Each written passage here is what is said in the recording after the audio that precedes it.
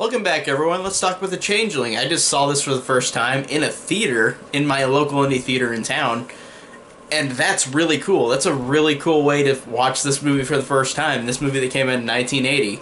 And I was super excited for this movie because it has freaking George C. Scott in it, and online critical consensus is that it's really a good movie. It's really well, critically, it's really well, like people really like it.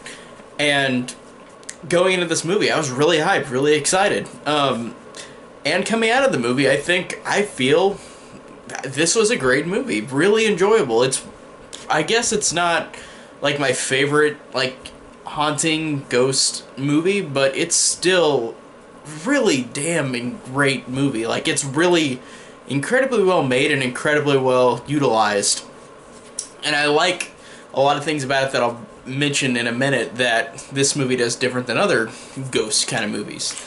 And this is probably one of the, not the first, but one of the first-ish ones that really does a good job of being a very slow burn. It is incredibly a slow burn, and I know a lot of people will hate that, but I was never bored, never thought anything about the runtime.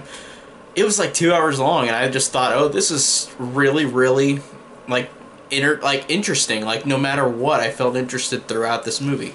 The reasons I feel is because of George C. Scott, which, incredible actor, just, he blows me away in everything I've seen him in so far, and there's a lot of stuff I have not seen him in, but there are a lot of things I love him in, Exorcist 3 is one of the examples where he is incredible in that movie, and he blows me away every time watching that.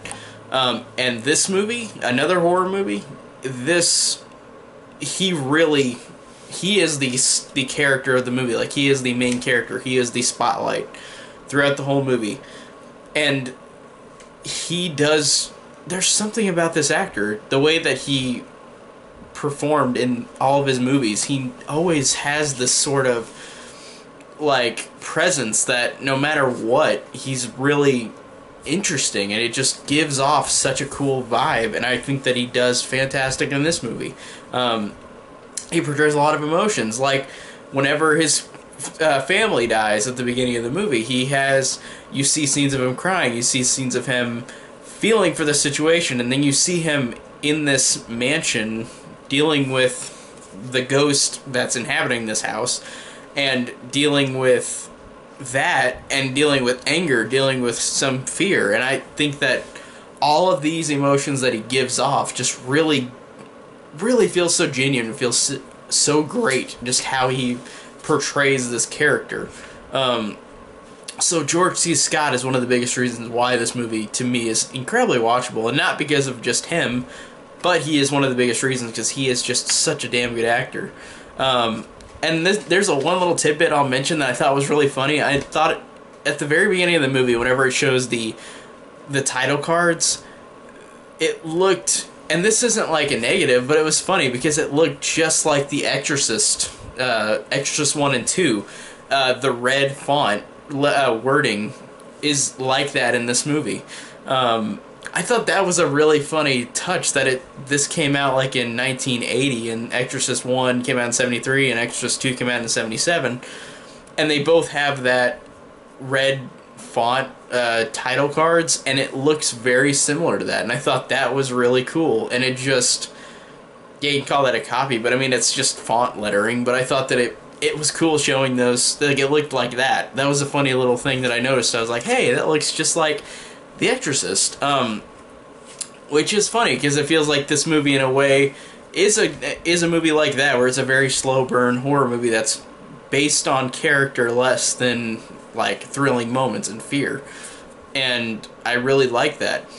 And the thing I do really appreciate about this movie, and they've done this in other movies, but this is probably one of the, I don't want to say pioneers, but maybe one of the, like I said, first-ish ones that have done this, where George C. Scott is living at this mansion, and there's this entity that is in the house, and it is angry, and you realize that it is a child who drowned when he was 6 years old, 5 or 6 years old, by his father.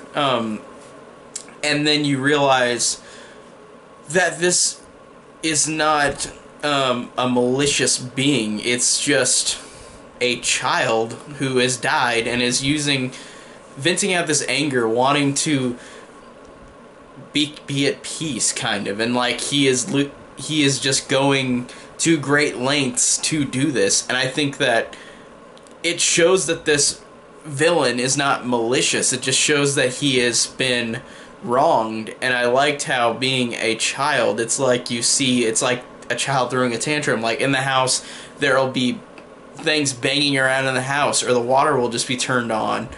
And the way that they portray that in this movie, it seems like this being in the house is just a sad child that's died. And I think that that's really cool, and inhabits the house. And George C. Scott has got to find a way to rid this child of this torture. And I think that how they portray that is great, how they end it is great, even though by the end of the movie it still has, like, his wheelchair is still haunted. But I thought that the last, like, 10-15 seconds of the movie was genuinely really disturbing. And I think watching it nowadays, I feel like it still works. And it's not anything violent or anything. It's just, after the house is burned down completely, after the senator's gone in and, like, seen what his dad did to the kid, the house burns down, and then the senator dies, and then George C. Scott and the other girl are gone.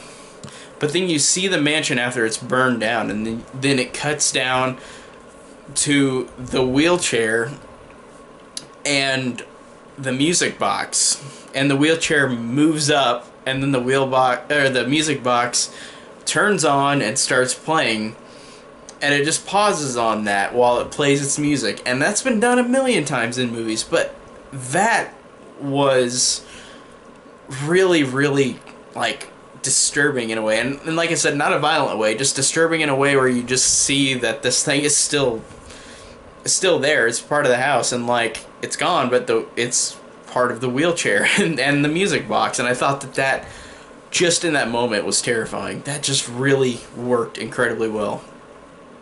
So this movie just is really, really damn good. It's one of those, I feel like it's not like one of my absolute favorite, like, haunting movies, but it's still really good. It still is incredible with all the things it does. It's just, I feel like it's not as watchable for me on a lot of rewatches. Like, I feel like I'm not going to feel the same way watching it the next time, but maybe I might. But overall, this is incredibly good. Just not my absolute favorite, but it's up there, though. If there's a ranking after, like, favorite horror movies, this goes right underneath it, where it's, like, fantastic horror movies that are just not ones that I'll rewatch, really. And this is one of those. It's just one of those movies where it's still, I completely compliment everything it does. It's such a great horror movie, and it just is a slow burn, but for me, it worked for me very well, with an amazing lead, with great subtle scares. This is one that I'm glad I finally got to see, because it is one that is not talked about much, especially now. It's not like The Exorcist or Rosemary's Baby, where it's like it's been talked to death. This one has just been kind of forgotten by a lot of people, I guess. So overall, I'm glad I saw it. This was a really great watch.